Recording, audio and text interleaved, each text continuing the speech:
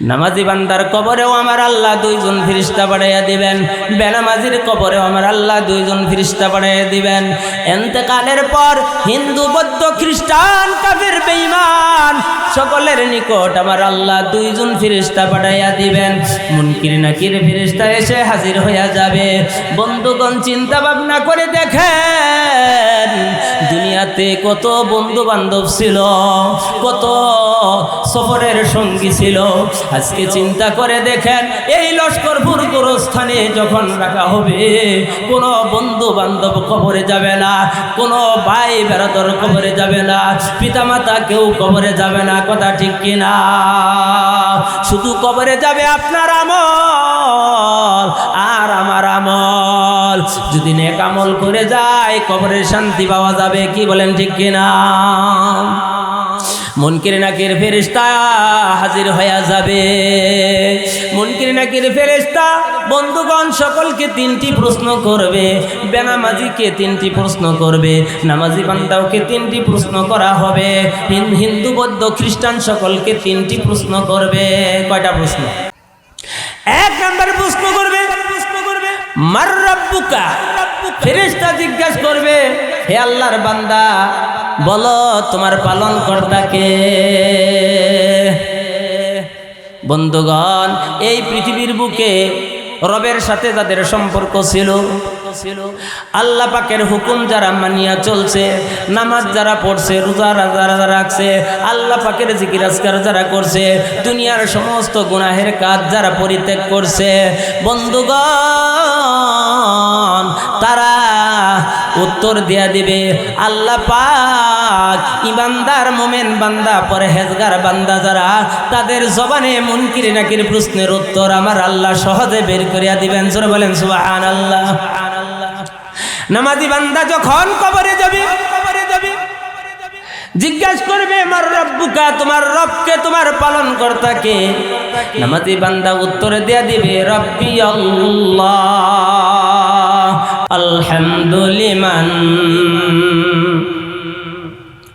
আলহামদুলিমান কদ্দারা খায়রু ওয়া খাবালা ওয়া শুকরু লিমান সাওয়ারা হুসনা ওয়া জামালা ওয়া শুকরু লিমান সাওয়ারা হুসনা ওয়া জামালা লা জিদ্দা ওয়ালা নিদ্দা ওয়ালা হাদ্দা লিমাওলা আল্লানা কামা কানা ওয়ালাম ইয়ালকা যাওয়ালা আল্লানা কামা কানা ওয়ালাম ইয়ালকা যাওয়ালা লা মিসলা লিমান সাওয়ারা মিসলা ওয়া নাযীরা মান ক্বালা সাওয়া যালিকা কাদ ক্বালা মুহালা মান ক্বালা সাওয়া যালিকা কাদ ক্বালা মুহালা লা ক্বাবলা ওয়ালা বা'দা ওয়ালা ওয়াক্তা যাওয়ালা লা ক্বাবলা ওয়ালা বা'দা ওয়ালা ওয়াক্তা যাওয়ালা লা মানি আলা হাজিবা লিল্লাহি তাআলা লা মানি আলা হাজিবা লিল্লাহি তাআলা আল আউয়ালু ওয়াল আখিরু ওয়াল যাহিরু হাক্কান ওয়াল বাতিনু মাওলায়া বিলা কিলা ওয়া কালা ওয়াল বাতিনু মাওলায়া বিলা কিলা ওয়া কালা। হে আল্লাহর বান্দা নবীর উম্মত, শুরুতে আমরা আল্লাহ পাক রব্বুল আলামিনের দরবারে শুকরিয়া আদায় করি যে আল্লাহ পাক রব্বুল আলামিন আমাদেরকে সুস্থ অবস্থায় দ্বীনি মজলিসে বসার তৌফিক নসিব করেছেন। সেই জন্য আমরা দিল থেকে মন উজাড় করে আল্লাহ পাকের দরবারে আরেকবার শুকরিয়া আদায় করি। সকলে বলি আলহামদুলিল্লাহ। قال رسول الله صلى الله عليه وسلم لا يقعد قوم يذكرون الله تعالى إلا حفتهم الملائكة وغشيتهم الرحمة ونزلت عليهم السكينة وذكرهم الله في من عنده। আল্লাহর নবী হাদিস শরীফে ইরশাদ ফরমান, যখন কোন সম্প্রদায় বসিয়া বসিয়া আল্লাহ পাকের জিকিরে মশগুল থাকে, ওই মজলিসকে আল্লাহ পাকের অসংখ্য রহমতের ফেরেশতারা তারা পরিবেষ্টন করে রাখেন। ওয়াগাশিয়াতুহুমুর রাহমা, এবং আল্লাহ পাকের রহমত তাদেরকে ঢাকিয়া রাখেন। ওয়া নাযালাত আলাইহিমুস সাকিনাহ, এবং তাদের উপর শান্তি বর্ষিত হতে থাকে। ওয়া যাকারাহুমুল্লাহু ফী মান ইনদা, এবং আল্লাহ পাক রব্বুল আলামিন তাহার নিকটস্থ ফেরেশতাদের নিকট তাহাদের কথা বর্ণনা করতে থাকেন। জোরে বলেন সুবহানাল্লাহ। যারা দ্বীনি মজলিসে বসে, কোরআন ও হাদিসের মাহফিলে বসে, আমলের নিয়তে ইখলাসের সহিত যারা দ্বীনের আলোচনা শুনে, আল্লাহ পাক রব্বুল আলামিন তাহার নিকটস্থ ফেরেশতাদের নিকট তাদের কথা বর্ণনা করেন এবং বলেন, ও আমার ফেরেশতারা বলো, আজকে আমার যে সকল আদরের বান্দা বান্দি আরামের বিছনা হারাম করে কনকনা শীতের মধ্যে ঠান্ডা মাটিতে বসে যারা দ্বীনের আলোচনা শুনতেছে, কোরআন ও হাদিসের আলোচনা যারা শুনে, জান্নাত জাহান্নামের আলোচনা যারা শুনতেছে, ও আমার ফেরেশতারা বলো, তারা কি ওই সমস্ত আমার আশেক বান্দা বান্দি তারা কি আমাকে, আমি মাওলাকে দেখছে কিনা? ফেরেশতারা বলেন, আল্লাহ তোমার ওই আশেক বান্দা বান্দি তোমাকে দেখে নাই। বলে, আমার জান্নাত তারা দেখছে কিনা? বলে, আল্লাহ তাও তোমার জান্নাত তারা দেখে নাই। বলে, আমার জাহান্নাম তারা দেখছে কিনা?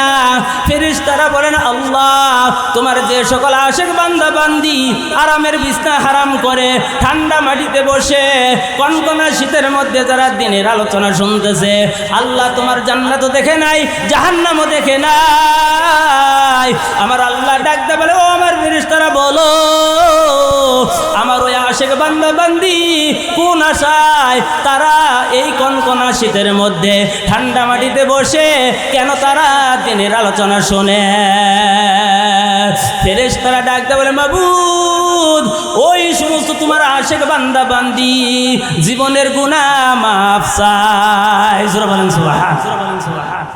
আমার আল্লাহ ডাকতে বলে, ও আমার ফেরেশতারা তোমরা সাক্ষী রাখিও, আজকে আমার যে সকল আদরের বান্দা বান্দি আমার প্রেমে পাগল হইয়া এই কনকনা শীতের মধ্যে আরামের বিছনা হারাম করে ঠান্ডা মাটিতে বসে যারা দ্বীনের আলোচনা যারা শুনতেছে, ইচ্ছা করলে আমার আশেক বান্দা বান্দি আরামের বিছনায় ঘুমাইতে পারতো, কিন্তু তারা আরামের বিছনা না ঘুমাইয়া এই কনকনা শীতের মধ্যে আমার আশেক বান্দা বান্দি যেহেতু তারা আমলের নিয়তে ইখলাসের সহিত তওবা করে তারা দ্বীনের আলোচনা শুনতেছে, সেও গুনার উপর অনুতপ্ত হইয়া আমার যে সকল বান্দা বান্দি তওবা করে যারা দ্বীনের আলোচনা শুনবে এবং এই নিয়তে যারা দ্বীনের আলোচনা শুনে, মাবুদ গো জীবনে অনেক গুনাহ করেছি, আর কোনোদিন গুনাহ করব না, জীবনে অনেক নামাজ ছেড়ে দিয়েছি, আল্লাহ এই মাহফিলে ওয়াদা দিলাম জীবনে আর কোনোদিন নামাজ ছাড়ব না, আল্লাহ জীবনে অনেক রোজা ছেড়ে দিয়েছি, আল্লাহ তোমার কাছে ওয়াদা দিলাম আর কোনোদিন রোজা ছাড়ব না। মাবুদ আজকে এই দিনই মাহফিলে বসে, আল্লাহ কোরআন ও হাদিসের মাহফিলে বসে আজকে থেকে ওয়াদা দিলাম, মাবুদ জীবনে অনেক মা বাবার অবাধ্যতা করেছি, আল্লাহ ওয়াদা দিলাম আর কোনোদিন মা বাবার নাফরমানি করব না।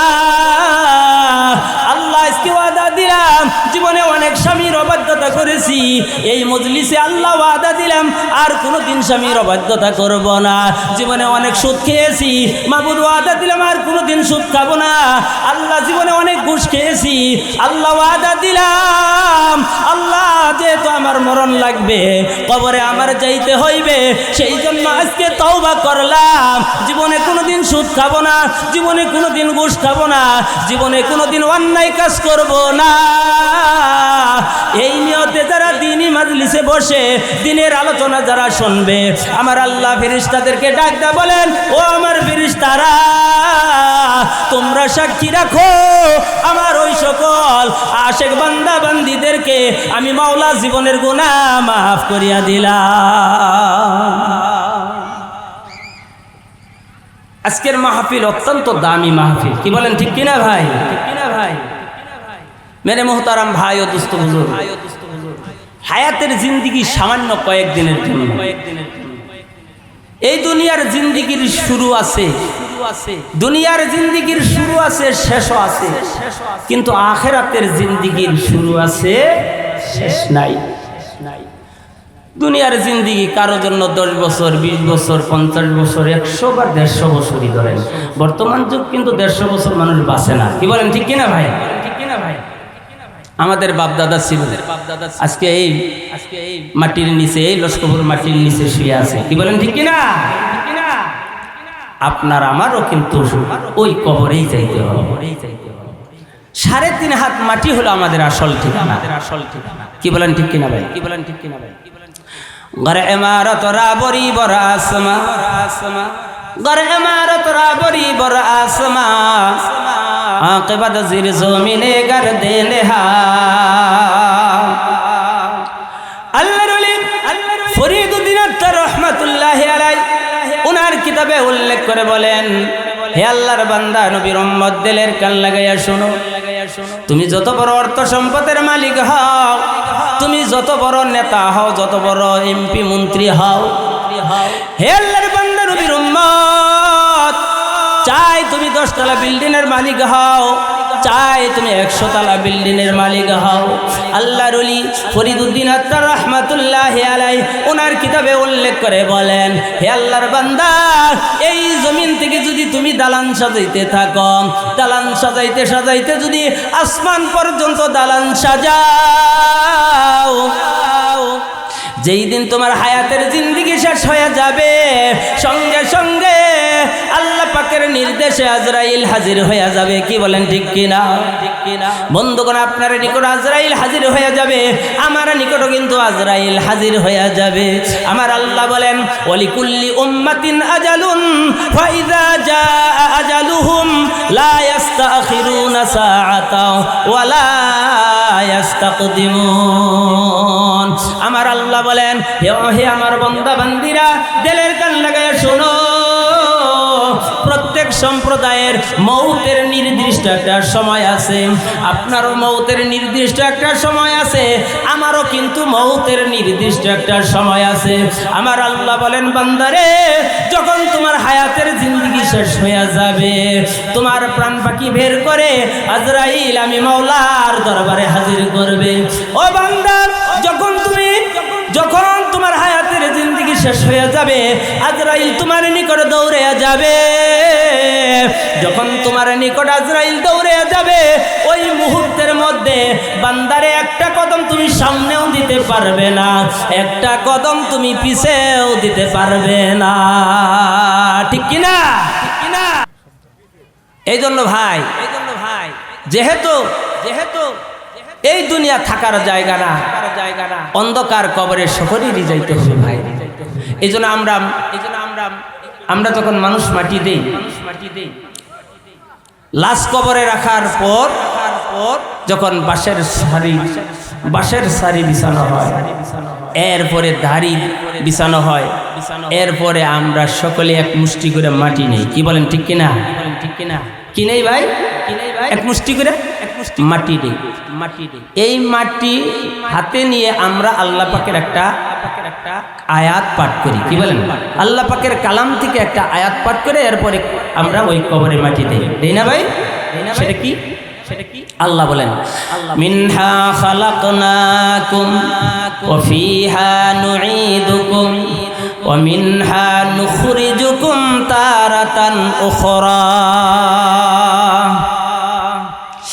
আমার আল্লাহ तमाम পৃথিবীর মানব মণ্ডলীকে হুঁশিয়ার করে বলেন, হে আমার বান্দা বান্দিরা, দিলের কান লাগাইয়া শোনো, মিনহা খালাকনাকুম, বান্দারে, আমি তোমাদেরকে মাটির দ্বারা সৃষ্টি করেছি, ওয়া ফিহা নুঈদুকুম, হে বান্দা, এই দুনিয়াতে কয়েকদিন ঘুরাইয়া ফিরাইয়া আবার তোমাদেরকে মাটির নিচে আনব, কি বলেন ঠিক কিনা? দুনিয়ায় যত বড় রাজা হোক, এমপি মন্ত্রী হোক, রিক্সাওয়ালা হোক, মুফতি মুহাদ্দিস, যেই কেউ হোক না কেন ভাই, সকলেরই কিন্তু জায়গায় একটাই, সেটা হলো কবর। কি বলেন ঠিক কিনা ভাই? ঠিক কিনা ভাই? আল্লাহ বলেন হে আমার বান্দা বান্দিরা, যেদিন তোমার হায়াতের জিন্দেগি শেষ হয়ে যাবে, অন্ধকার কবরে যখন যাবারে বান্দা, বন্ধুগণ, মানুষ মাটি দেওয়ার পর মানুষ যখন 40 কদম দূরে যায়, সঙ্গে সঙ্গে আমার আল্লাহ কবরে 2 জন ফেরেশতা বাড়াইয়া দেয়। কয়জন ফেরেশতা? জোরে বলেন কয়জন? জোরে বলেন কয়জন? নামাজি বান্দার কবরেও আমার আল্লাহ 2 জন ফেরেশতা বাড়াইয়া দিবেন। বেনামাজির কবরেও আমার আল্লাহ 2 জন ফেরেশতা বাড়াইয়া দিবেন। ইন্তেকালের পর হিন্দু, বৌদ্ধ, খ্রিস্টান, কাফের, বেঈমান সকলের নিকট আমার আল্লাহ 2 জন ফেরেশতা বাড়াইয়া দিবেন। মুনকির নাকির ফেরেশতা এসে হাজির হইয়া যাবে। বন্ধুগণ, চিন্তা ভাবনা করে দেখেন, দুনিয়াতে কত বন্ধু বান্ধব ছিল, কত সফরের সঙ্গী ছিল। আজকে চিন্তা করে দেখেন, এই লস্করপুর গোরস্থানে যখন রাখা হবে, কোনো বন্ধু বান্ধব কবরে যাবে না, কোনো ভাই বেরাদর কবরে যাবে না, পিতামাতা কেউ কবরে যাবে না। কথা ঠিক কিনা? শুধু কবরে যাবে আপনার আমল আর আমার আমল। যদি নেক আমল করে যায়, কবরের শান্তি পাওয়া যাবে। কি বলেন ঠিক কিনা? মুনকির নাকির ফেরেশতা হাজির হয়ে যাবে। মুনকির নাকির ফেরেশতা বন্ধুগণ সকলকে 3টি প্রশ্ন করবে। বেনামাজিকে 3টি প্রশ্ন করবে, নামাজি বান্দাওকে 3টি প্রশ্ন করা হবে। হিন্দু, বৌদ্ধ, খ্রিস্টান সকলকে 3টি প্রশ্ন করবে। কয়টা প্রশ্ন? 1 নম্বর প্রশ্ন করবে মার রাব্বুকা। ফেরেশতা জিজ্ঞাসা করবে, হে আল্লাহর বান্দা, বলো তোমার পালন কর্তা কে? বন্ধুগণ, এই পৃথিবীর বুকে রবের সাথে যাদের সম্পর্ক ছিল, আল্লাহ পাকের হুকুম যারা মানিয়া চলছে, নামাজ যারা পড়ছে, রোজা যারা রাখছে, আল্লাহ পাকের জিকির আজকার যারা করছে, দুনিয়ার সমস্ত গুনাহের কাজ যারা পরিত্যাগ করছে, বন্ধুগণ, তারা উত্তর দিয়া দিবে আল্লাহ পাক ইমানদার মুমিন বান্দা, পরহেজগার বান্দা যারা, তাদের জবানে মুনকির নাকির প্রশ্নের উত্তর আমার আল্লাহ সহজে বের করিয়া দিবেন। জোরে বলেন সুবহানাল্লাহ। নামাজি বান্দা যখন কবরে যাবে, জিজ্ঞাসা করবে মার রাব্বুকা, তোমার রবকে, তোমার পালন কর্তা কে? নামাজি বান্দা উত্তরে দিয়া দিবে রব্বি আল্লাহ, আমার রব আল্লাহ। জোরে বলেন সুবহানাল্লাহ। এই জন্য দাওয়াতে তাবলীগের মেহনত যারা করেন, 6 নম্বর বয়ানের মধ্যে শুনেছেন, আল্লাহ পাকের যে আশিক বান্দা বান্দি বালেগ হওয়ার পর থেকে নিয়ে, বালেগা হওয়ার পর থেকে নিয়ে মওত পর্যন্ত হালাল রুজি খাইয়া যারা 5 ওয়াক্ত নামাজ পড়েছে, ইহতিমামের সহিত গুরুত্ব সহকারে খুশু খুজুর সহিত যারা 5 ওয়াক্ত নামাজের পাবন্দি করেছে, মওত পর্যন্ত যারা নামাজের মধ্যে ইস্তেকামত থাকছে, ওই নামাজি বান্দা বান্দিদেরকে আমার আল্লাহ 5টা পুরস্কার দান করবে, বঞ্চিত করবে না। আসলে বলেন সুবহানাল্লাহ।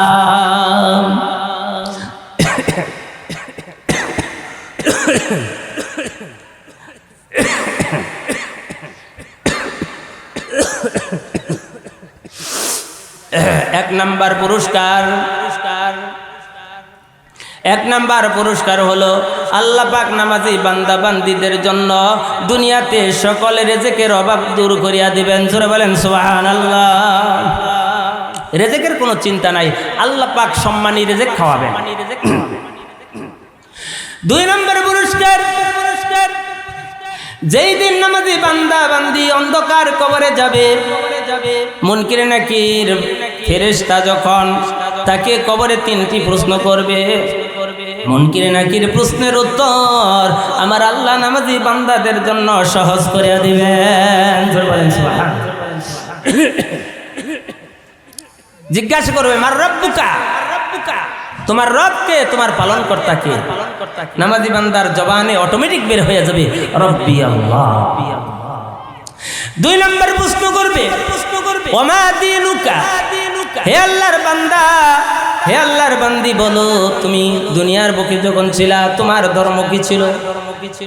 তুমি কোন ধর্ম গ্রহণ করেছিলা? দুনিয়ার বুকে যখন ছিলা তুমি কি ইসলাম ধর্ম গ্রহণ করেছো, না হিন্দু ধর্ম, না বৌদ্ধ ধর্ম, না খ্রিস্টান ধর্ম? আল্লাহর নিকট মনোনীত ধর্ম কি? জোরে বলেন, আল্লাহর নিকট মনোনীত ধর্ম কি ভাই? ইসলাম। ইন্নাদ-দীনা ইনদাল্লাহিল ইসলাম। ইন্নাদ-দীনা ইনদাল্লাহিল ইসলাম। Islam is only the religion recognized by Allah. একমাত্র ইসলাম ধর্ম হলো আল্লাহর নিকট মনোনীত ধর্ম। জোরে বলেন সুবহানাল্লাহ। ইসলাম ধর্ম ছাড়া অন্য কোন ধর্ম কবরে গেলে কোনো কাজে আসবে না। কি বলেন ঠিক কি না? Islam is a complete code of life. ইসলাম হলো একটি পূর্ণাঙ্গ জীবন বিধান। জোরে বলেন সুবহানাল্লাহ। বন্ধুগণ, মুনকির নাকির ফেরেশতা দ্বিতীয় নাম্বার প্রশ্ন করবে, ওমা দীনুকা, তুমি কোন ধর্ম, তোমার ধর্ম কি ছিল? তুমি কোন ধর্মে ছিলা? বলতেছিলাম মুনকির নাকির ফেরেশতা দ্বিতীয় নাম্বার প্রশ্ন করবে, ওমা দীনুকা, তুমি কোন ধর্মে ছিলা? তুমি কি ইসলাম ধর্ম গ্রহণ করেছিলা, না হিন্দু ধর্ম, না বৌদ্ধ ধর্ম, না খ্রিস্টান ধর্ম?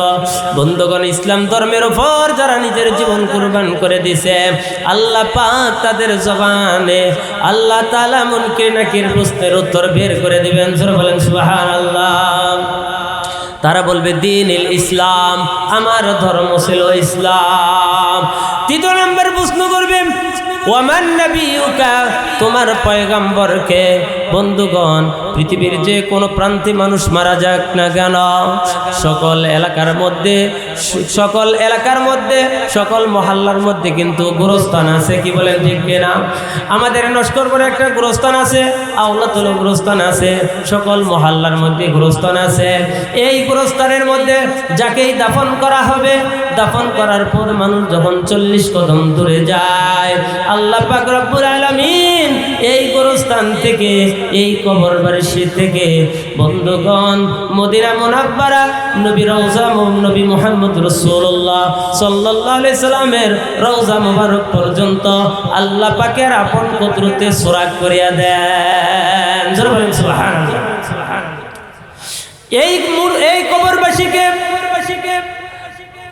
এই কবরবাসীকে ফেরেশতারা বলেন, হে আল্লাহর বান্দা, হে আল্লাহর বান্দি, বলো মান হাজার রাজুল বুইসা ফিকুম, ওই যে লোকটা দেখা যায়, ওই লোকটাকে তুমি চিনো? নবীকে ইশারাদা বলবে, নবীর দিকে ইশারাদা বলবে, হে আল্লাহর বান্দা, ওই যে লোকটা দেখা যায় মদিনার মাটিতে শুয়ে আছে, ওই লোকটাকে তুমি চিনো? যে লোক তোমাদের নিকট প্রেরণ করা হয়েছিল, পাঠানো হয়েছিল। বন্ধুগণ, যারা নবীর সুন্নতের ইত্তেবা করেছে, বন্ধুগণ যারা ইসলাম ধর্মের উপর নিজের জীবন কুরবান করে দিয়েছে, তারা নবীকে দেখেই তারা চিনে ফেলবে। জোরে বলেন সুবহানাল্লাহ। বলবে হাদা মুহাম্মদুর রাসূলুল্লাহ সাল্লাল্লাহু আলাইহি ওয়াসাল্লাম, উনি হলেন আমাদের আখির জামানার পয়গম্বর নবী মুহাম্মদুর রাসূলুল্লাহ সাল্লাল্লাহু আলাইহি ওয়াসাল্লাম। বন্ধুগণ বলতেছিলেন, আল্লাহ পাকের যে আশিক বান্দা বান্দি হালাল রুজি খাইয়া হারামকে বর্জন করে, যারা বালেগ হওয়ার পর থেকে নিয়ে মউত পর্যন্ত যারা 5 ওয়াক্ত নামাজ ইহতিমামের সহিত গুরুত্ব সহকারে যারা নামাজ আদায় করবে, আল্লাহর ভয়ে যারা নামাজ আদায় করবে, ওই বান্দা বান্দিদেরকে আমার আল্লাহ 5টা পুরস্কার দান করবে, বঞ্চিত করবে না। 1 নম্বর, দুনিয়াতে সকল রিজিকের অভাব দূর করিয়া দিবেন। 2 নম্বর পুরস্কার হলো মুনকির নাকির প্রশ্নের উত্তর আমার আল্লাহ সহজ করিয়া দিবেন। জোরে বলেন সুবহানাল্লাহ। ওই কবরবাসী, ওই ইমানদার বান্দা, মুমিন বান্দা, নামাজি বান্দা, ওই আল্লাহওয়ালা যখন মুনকির নাকির প্রশ্নের উত্তর যখন অতি সহজেই দিয়ে দিবে, এবার আসমান থেকে গায়েবী আওয়াজ আসবে। জোরে বলেন সুবহানাল্লাহ। হাদিস শরীফের মধ্যে নবীজি বলেন, ওই ইমানদার নামাজি বান্দা মুমিন বান্দার জন্য আমার আল্লাহ গায়েবী আওয়াজ দিবেন, ফেরেশতাদেরকে বলবেন কাদ সাদাকা আবদি, কাদ সাদাকা আবদি। হে আমার ফেরেশতারা, আমার বান্দা আমার বান্দি যাহা বলেছে তাহা সত্যই বলেছে, সত্যই বলেছে। ও আমার ফেরেশতারা, এবার দ্বিতীয়বার আওয়াজ আসবে, আসমান থেকে গায়েবী আওয়াজ আসবে। আল্লাহর পয়গম্বর বলেন ইমানদার বান্দার জন্য, পরহেজগার বান্দার জন্য আমার আল্লাহ দ্বিতীয়বার গায়েবী আওয়াজ দিবেন, ফেরেশতাদেরকে বলবেন ও আফরিসুল ফুরুশা। হে আমার ফেরেশতারা, আমার এই মুমিন বান্দাকে আর বিরক্ত কইরো না, কারণ দুনিয়ার বুকে এসে আমি মাওলাকে দেখে নাই, আমার জান্নাত দেখে নাই, আমার জাহান্নাম দেখে নাই, কিন্তু আমি মাওলার জন্য নিজের জীবন কুরবান করে দিছে। 5 ওয়াক্ত নামাজ গুরুত্ব সহকারে আদায় করছে। শেষ রাতে উঠে আমি মাওলার দরবারে হাজির হয়ে গেছে, চোখের পানি ফেলে কান্নাকাটি করেছে। ও আমার ফেরেশতারা, আমার বান্দা আমার বান্দি এই কনকনা শীতের মধ্যে, পুষ মাসে শীতের দিন, মাঘ মাসে শীতের দিন, শেষ রাত্রে যেদিন যে সময়ের মধ্যে তাম পৃথিবীর সমস্ত মানুষ ঘুমাইয়া গেছে, কিন্তু আমার কিছু সংখ্যক আশিক বান্দা বান্দি আমার প্রেমে পাগল হইয়া পিঠের মধ্যে বিছানার মধ্যে পিঠ লাগাই নাই, তারা ওই গভীর রজনীতে আমি মাওলার ভয়ে সিজদায় পড়ে কান্নাকাটি করেছে। সুতরাং দুনিয়ার বুকে যেহেতু আমি মাওলার জন্য নিজের জীবন কুরবান করে দিছে, দুনিয়ার আরামের বিছনা হারাম করে আমি মাওলা পাকের ইবাদতে লিপ্ত ছিল, সুতরাং আমার এই আশিক বান্দা বান্দীদেরকে আমি আর কষ্ট দিব না। ও আমার ফেরেশতারা, ওয়া ফুরিসুল ফুরুশা, আমার এই আশিক বান্দা বান্দির জন্য তোমরা বেহেশতের বিছানা বিছায়া দাও। জোরে বলেন সুবহানাল্লাহ। ইমানদার বান্দা, নামাজি বান্দা, পরহেজগার বান্দা, আল্লাহওয়ালা লোক, তারা এমন একটা ঘুম দিবে কোটি কোটি বছর পর, যেই দিন আল্লাহ এই দুনিয়া শেষ করে দিবেন, ইসরাফিল যেদিন সিংহায় ফুৎকার মারবে, ওই সমস্ত ইমানদার বান্দা যারা কোটি কোটি বছর পূর্বে মাটির নিচে যারা ঘুমাইয়েছিল, কোটি কোটি বছর পর ইসরাফিল আলাইহিস সালামের সিংহায় ফুৎকার সঙ্গে সঙ্গে তারা ওই কবর থেকে চোখ কসলাইতে কসলাইতে উঠবে। জোরে বলেন সুবহানাল্লাহ। মাবুদকে ডাক দেব, বলো ওগো আল্লাহ, সবে মাত্র ঘুমাইলাম, কে আমাদের কাঁচা ঘুম ভেঙে দিল? নামাজি বান্দা ইমানদার বান্দা বলবে যে আল্লাহ সবে মাত্র ঘুমাইছি, কে আমাকে এই আরামের ঘুম, আমাকে এই কাঁচা ঘুমরা কে ভেঙে দিল? অথচ কোটি কোটি বছর কবরের মধ্যে ছিল, আল্লাহ এমন একটা আরামের ঘুম দিবেন। জোরে বলেন সুবহানাল্লাহ। আর যদি বেনামাজি হয়, সুদখোর হয়, ঘুষখোর হয়, মুনকির নাকির প্রশ্নের উত্তর তারা দিতে পারবে না। ফেরেশতা যখন বলবেন মার রাব্বুকা ওয়া মা দীনুকা ওয়া মান নাবিয়ুকা, সহিহ বুখারীর হাদিস, আল্লাহর পয়গম্বর বলেন নাফরমান বান্দা প্রতিটি প্রশ্নের উত্তরে বলবে হা হা লা আদরি, হা হা লা আদরি। বেনামাজি বলবে আফসোস কিছুই জানি না, সুদখোর ঘুষখোরেরা বলবে আফসোস কিছুই জানি না, নাফরমান বান্দারা বলবে আফসোস কিছুই জানি না, কাফের বেঈমানেরা বলবে আফসোস কিছুই জানি না। বন্ধুগণ, এবার আমার আল্লাহ কবরের মাটিকে হুকুম করবেন, এরে কবরের মাটি, এই নাফরমান বান্দা যখন দুনিয়ার বুকে ছিল, আমি আল্লাহ তাকে কত সম্মান দান করেছিলাম, আমি আল্লাহ তাকে কত ইজ্জত দান করেছিলাম, আমি আল্লাহ তার মাথায় বাদশাহী টুপি পরিয়ে দিয়েছিলাম, 1 ফোঁটা শুক্র দিয়া মানুষ বানাইয়া আমি আল্লাহ তাকে এমপি বানাইছিলাম, মন্ত্রী বানাইছিলাম, জজ ব্যারিস্টার বানাইছিলাম, কোটিপতি বানাইছিলাম, শিল্পপতি বানাইছিলাম, 10 তলা বিল্ডিংয়ের মালিক বানাইছিলাম, কিন্তু দুনিয়ার বুকে আমি মাওলা পাকের নিয়ামত পাইয়া আমি মাওলা পাকের সাথে গাদ্দারি করছে, আমি মাওলা পাকের হুকুম নামাজ পড়ে নাই, আমি মাওলা পাকের হুকুম রোজা রাখে নাই, আমি মাওলা পাকের জিকির আজকার করে নাই, আমি মাওলার কোরআন কোরআন শরীফ তেলাওয়াত করে নাই, সুতরাং দুনিয়ার বুকে অহংকার করে চলছে।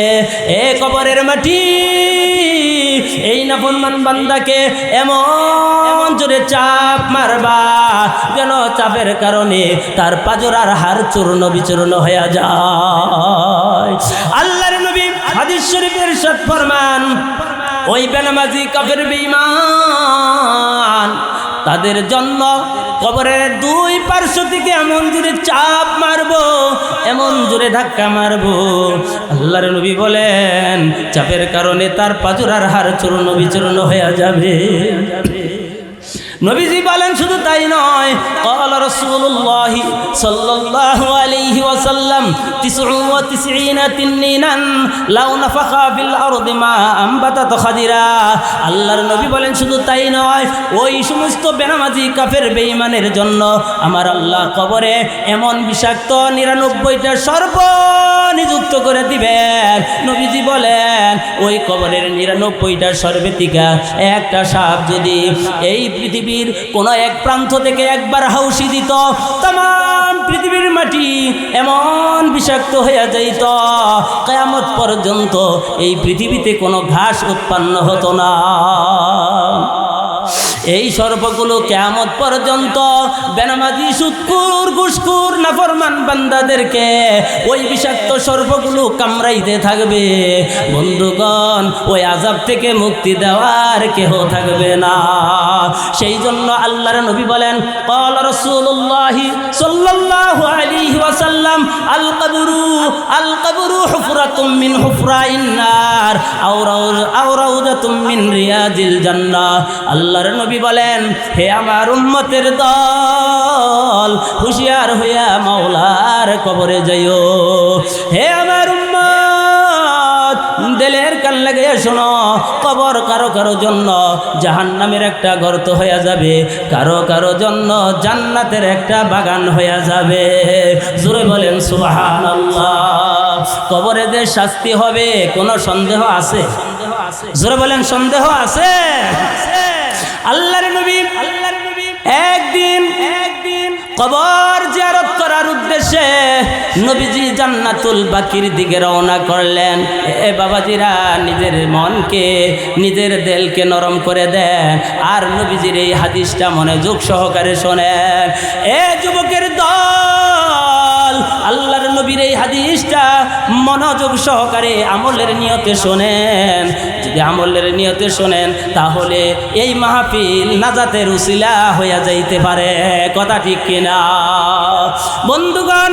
আল্লাহর পয়গম্বর একদিন কবর জিয়ারত করার জন্য জান্নাতুল বাকির দিকে রওনা করলেন।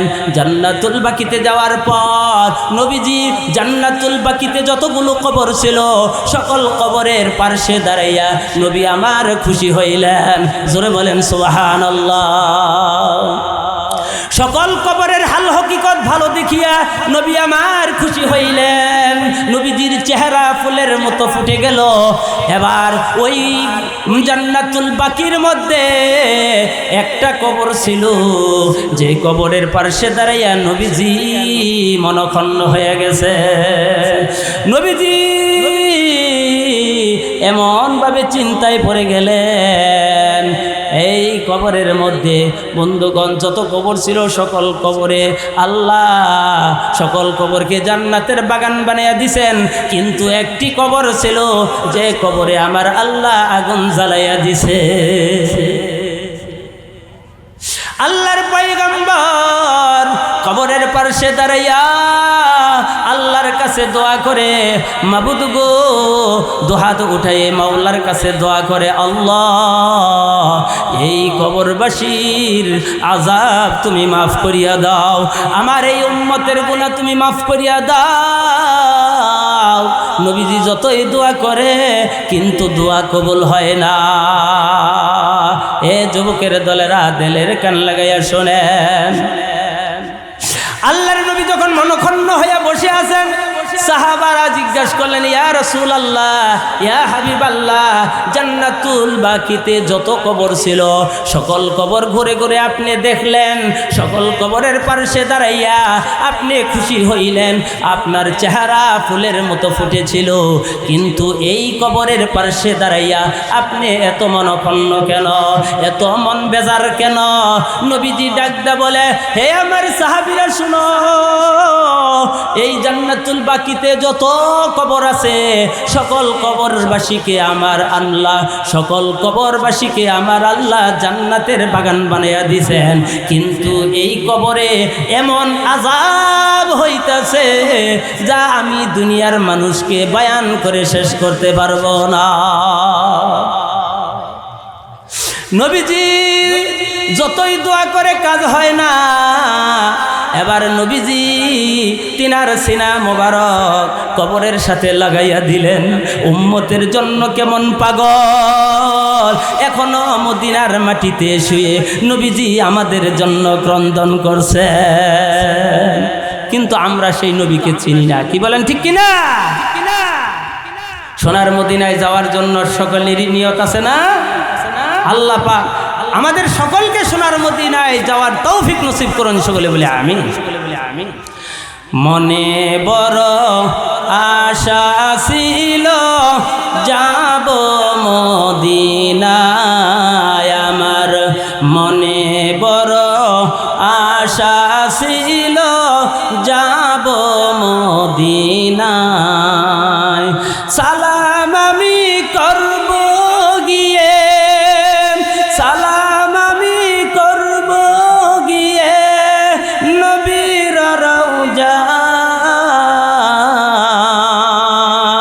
মনে বড় আশা ছিল যাব মদিনায়,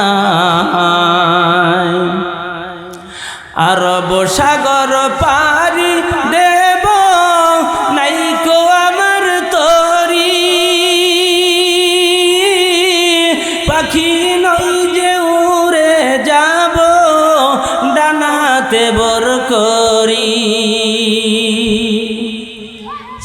আরব সাগর পারি দেব নাইকো আমার তরি, পাখি নই যে উড়ে যাব ডানাতে বর করি, আমার আশা আছে সম্বল নাই, আশা আছে সম্বল নাই, করি কি উপায়,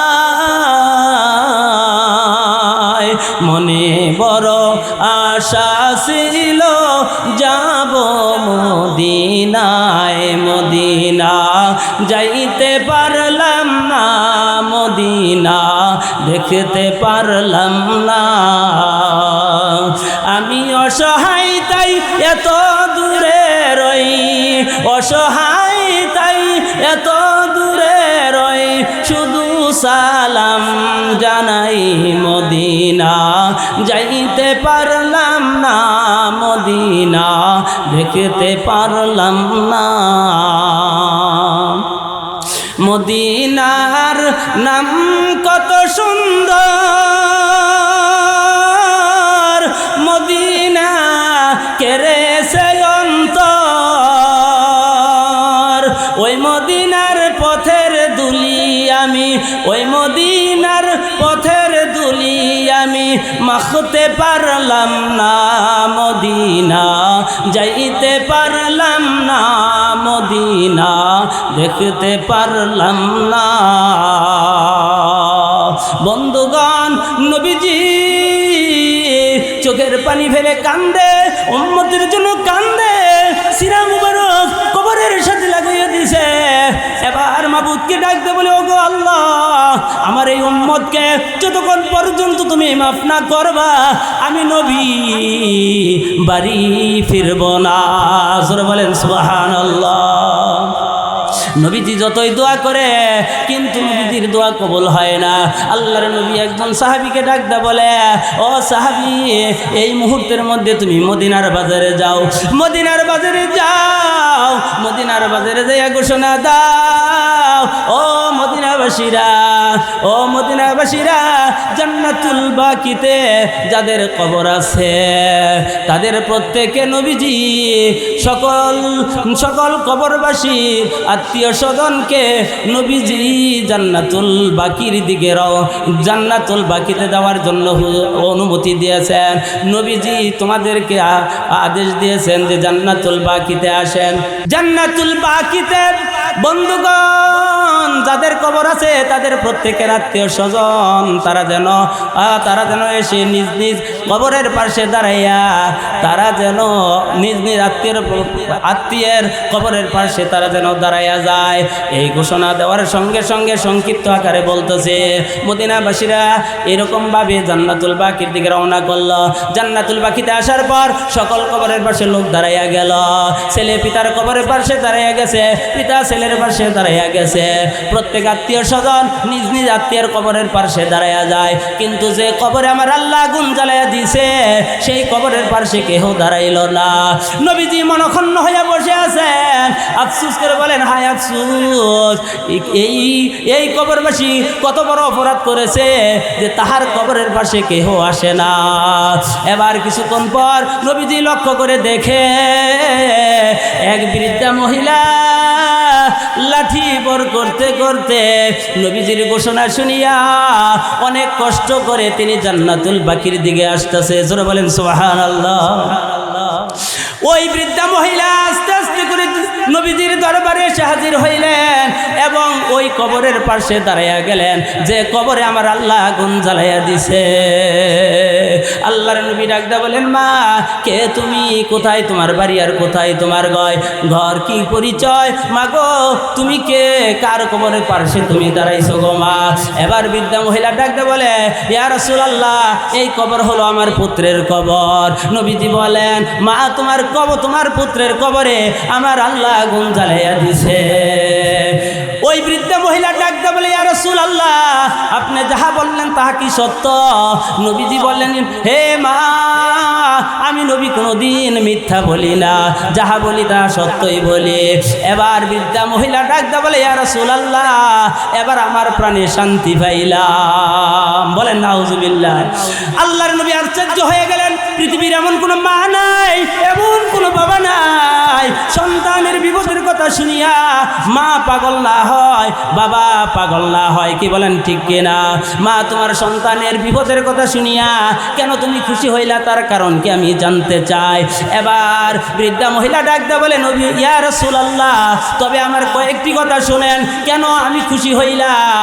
এই সন্তান যখন আমার গর্ভে ছিল তখন তাহার বাবা মারা যায়। এই সন্তান যখন ভূমিষ্ঠ হয় তখন আমি অত্যন্ত গরিব ছিলাম। আমি মানুষের বাড়িতে কাজকর্ম করিয়া অনেক কষ্ট করে আমার সন্তানকে লালন পালন করেছি। সন্তান যখন বড় হলো, এই সন্তান যখন বড় হলো আমি তাকে বিবাহ শাদী করাইলাম। সংক্ষিপ্ত আকারে বলতেছি, ওই মহিলা ডাকতে বলে, বৃদ্ধা মহিলা ডাকতে বলে, আমার সন্তানকে আমি বিবাহ শাদী করাইয়া পুত্রবধূ আমি বাড়িতে আনলাম। বাড়িতে আনার পর এবার দেখি আমার সন্তান আমার কথা মনে করে না, আমার সন্তান একেবারে আমার কথা ভুলে গেছে, অথচ আমি তাকে অনেক কষ্ট করে লালন পালন করেছিলাম। হঠাৎ করে আমার পুত্রবধূ আমার সন্তানের কানে কানে গোপনে কি যেন কুমন্ত্রণা দিল। সঙ্গে সঙ্গে আমার ছেলে একটা লাঠি দিয়া আমার পিঠের মধ্যে এমন জোরে আঘাত করলো, যার ফলে আমার শরীর ক্ষত বিক্ষত হয়ে গেল। তৎক্ষণাৎ আমি মাওলা পাকের দরবারে দোয়া করলাম, আল্লাহ তুমি জানো আমার সন্তানকে কত কষ্ট করে লালন পালন করছি, তার বিনিময় দেখো আল্লাহ আমাকে কত বড় আঘাত করেছে। আল্লাহ তোমার কাছে প্রার্থনা, আল্লাহ আমার এই সন্তান যেন সর্বদা কবরে আযাব ভোগ করে। আল্লাহর নবী বলে, মা তোমার সন্তানের জন্য যতবার দোয়া করেছি আমার আল্লাহ ততবার ঘোষণা দিয়েছে, হে আমার হাবিব, হে আমার দোস্ত, আপনি কেন আমি 1 লক্ষ বা 2 লক্ষ 24,000 পয়গাম্বর দুনিয়ার বুকে পাঠাইছি, সমস্ত নবী রাসূল যদি একত্রিত হয় এবং দুনিয়াতে যত মুফতি মুহাদ্দিস আছে, যত শাইখুল হাদিস আছে, যত বড় পীর কামেল আছে, तमाम পৃথিবীর মানুষ যদি একত্রিত হইয়া, সমস্ত সাহাবায়ে কেরাম যদি একত্রিত হইয়া এই কবরবাসীর জন্য যদি দোয়া করে, নবী গো আমি কারো দোয়া কবুল করব না যতক্ষণ পর্যন্ত তার মা তাকে মাফ না করিয়া দিবে। আল্লাহর নবী বলেন, মা কষ্টের কথা শুনিয়া তুমি দেরি কইরো না, মা তোমার সন্তানকে মাফ কইরা দাও। এবার মা ডাকদা বলে, ইয়া রাসূলুল্লাহ আপনি যাহা বলবেন তাহা শুনবো, কিন্তু আমার সন্তানের ব্যাপারে কিছুই বলবেন না। নবীজি এবার আল্লাহর কাছে দোয়া করলো, আল্লাহ আমার একটা দোয়া কবুল করো। কি দোয়া? আল্লাহর কাছে দোয়া করে, আল্লাহ তুমি জানো, তুমি যেমন আমাকে এই কবরবাসীর আযাব তুমি আমাকে দেখাচ্ছ, আল্লাহ তার মাকে তোমার কুদরতে কবরের আযাব দেখাইয়া দাও। আল্লাহ পাক রব্বুল আলামিন নবীজির এই দোয়া কবুল করলেন। এবার বৃদ্ধা মহিলা যখন তার সন্তানের কবরের দিকে তাকাইছে, সন্তানের কবরের দিকে তাকানোর সঙ্গে সঙ্গে ওই বৃদ্ধা মহিলার মন জুড়ে একটা চিৎকার মারছে, বেহুশ অবস্থায় জমিনে পড়ে গেছে। কিছুক্ষণ পরে যখন হুশ হয়েছে, বন্ধুগণ এবার ওই বৃদ্ধা মহিলা ডাকতে বলে, ইয়া রাসূলুল্লাহ, ইয়া হাবিবাল্লাহ, এই আযাব কি মানুষ সহ্য করতে পারবে? এই আযাব তো মানুষ সহ্য করতে পারবে না। আমি দেখলাম আমার সন্তানের সমস্ত শরীর ফেরেশতারা খসাইয়া ফেলছে, বড় পাথর দিয়ে এমন জুড়ে তার মাথার মধ্যে আঘাত করছে, আমি মা হইয়া সহ্য করতে পারি না।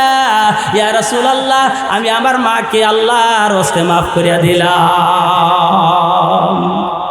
এবার কিছুক্ষণ পর ওই বৃদ্ধা মহিলা মায়ের কবরের দিকে, সন্তানের কবরের দিকে তাকাইয়া দেখে মায়ের দোয়া কবুল হয়ে গেছে। আল্লাহ পাক তার সন্তানের কবরকে জান্নাতের বাগানে পরিবর্তন করে দিয়েছে। বলেন সুবহানাল্লাহ। ওয়া মা আলাইনা ইল্লাল বালাগ। আসসালামু আলাইকুম ওয়া রাহমাতুল্লাহি ওয়া বারাকাতুহু।